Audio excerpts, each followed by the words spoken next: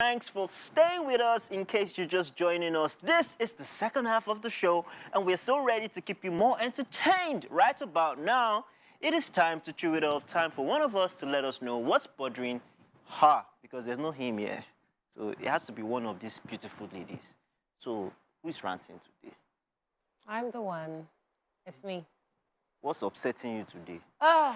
As always, cab drivers. Cab drivers. What happened to that your nice cab guy?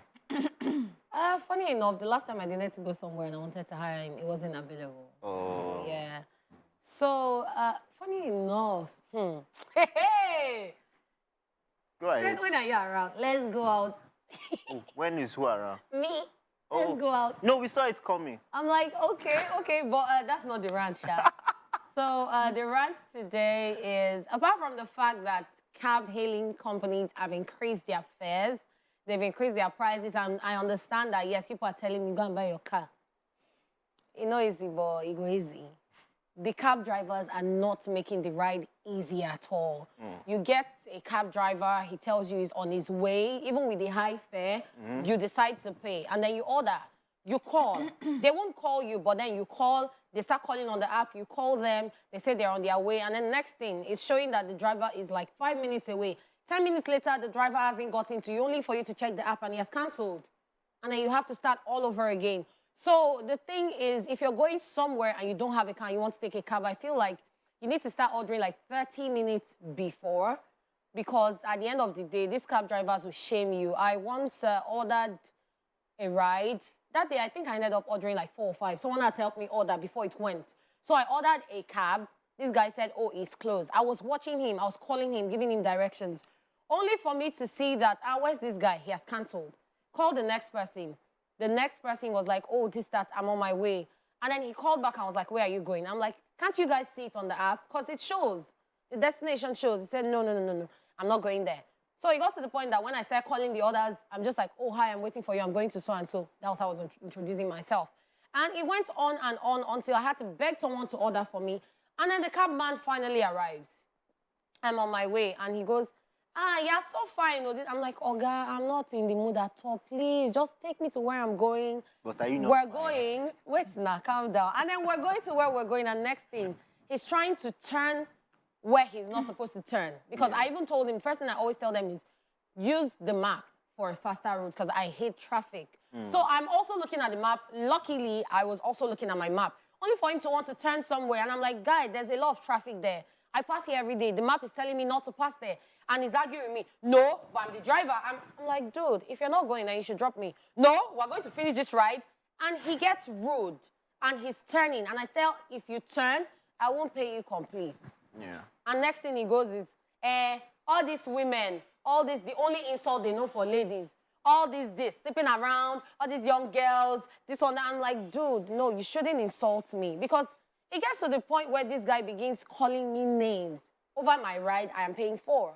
But at the end of the day, when I threaten to call him out on TV and then report him to the app, he goes, I go sha pass there, sha.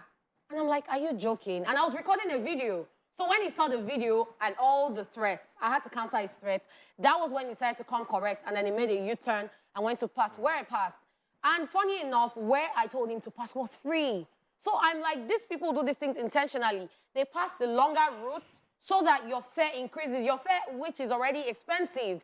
So you'll be on the road for a long time. It's happened so many times. I'm on my phone, I look up, I'm like, why are you passing here? There's a faster route. And he's like, now where the map say make I pass. And when I check my map, it's showing me somewhere else. So they do it a lot. The evil that cab men do, apart from disturbing you with all their gist and the story of their life, which sometimes you might want to gist with them, but this is the most wicked one, because they don't know how much you get for your bank account, but they want to give you a longer trip so they can make more money.